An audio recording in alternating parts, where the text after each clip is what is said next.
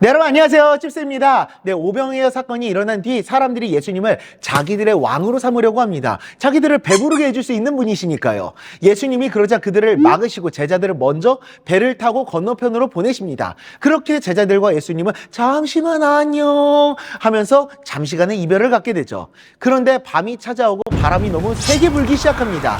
그래서 제자들이 탔었던 배가 흔들리기 시작하고 뒤집어지기 직전까지 갑니다. 그때 정말 웃긴 게 저 멀리서 누군가가 무리를 걸어가지고 오고 있는 겁니다. 그것도 머리가 긴 누군가가. 제자들이 그 모습을 보고서는 너무나도 무서웠던 겁니다. 으아! 라고 외치면서. 왜요? 귀신인 줄 알았겠죠. 밤은 어둡고 캄캄하고 비바람이 불어붙이고 자기들은 언제 배가 뒤집힐지 모르는데 저 멀리서 머리 긴 누군가가 무리를 이렇게 걸어오고 있으면 귀신이라고 생각을 했었던 거겠죠.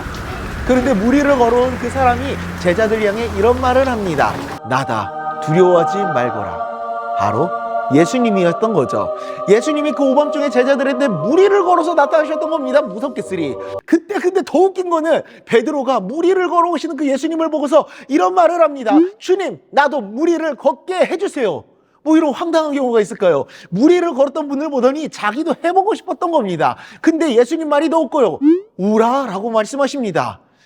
근데 정말 베드로가 물 위를 걷습니다. 그리고 예수님을 향해 한 발, 두 발 걸어갑니다. 인류 최초 예수님 외에 무리를 걸었던 최초의 인간이 된 겁니다. 뭐 물을 갈랐던 사람들도 있고 물을 이렇게 갈라진 무리를 이렇게 건넜었던 사람들은 있었어도 무리를 걷는 거는 처음이죠. 하지만 바람이 갑자기 휑 하고 부니까 베드로가 그 바람에 의해서 놀라서 예수님을 바라보지 못하고 물에 빠지게 됩니다. 베드로는 예수님께 살려달라고 아우성을 치고 예수님은 베드로를 꺼내주시면서 믿음이 적은 작은 베드로야 왜 의심을 했느냐라고 말씀을 하십니다. 그리고 배 위에 함께 타고 신기한 장면을 본 제자들은 예수님을 향해 진실로 하나님의 아들이십니다 라고 고백을 합니다. 예수님은 제자들의 고백처럼 하나님의 아들이십니다. 온 세상을 창조하시고 온 세상 만물의 주인 되시는 분이시죠. 그분은 물을 만드시는 분으로서 물을 가르실 수도, 물 위를 걸으실 수도, 물을 없애버리실 수도 있는 그런 능력의 하나님이십니다. 그리고 그분이 원하신다면 우리도 그분의 능력을 경험할 수 있는 거죠. 그래서 베드로도 걸을 수 있었던 겁니다.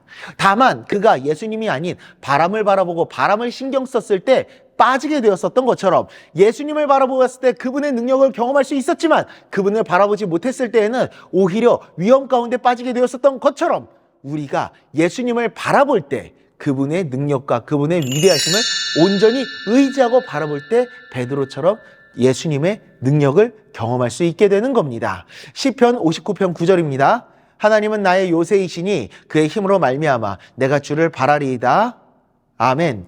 온전히 주님만을 인정하고 바라보며 그분의 은혜와 능력을 누리며 살아가는 우리가 될 수 있기를 간절히 소망합니다. 기도하겠습니다.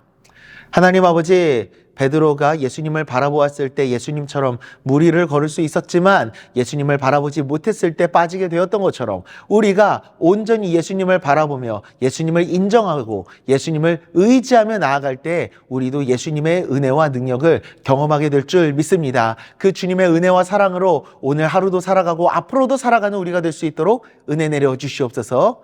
예수님의 이름으로 기도드리옵나이다. 아멘.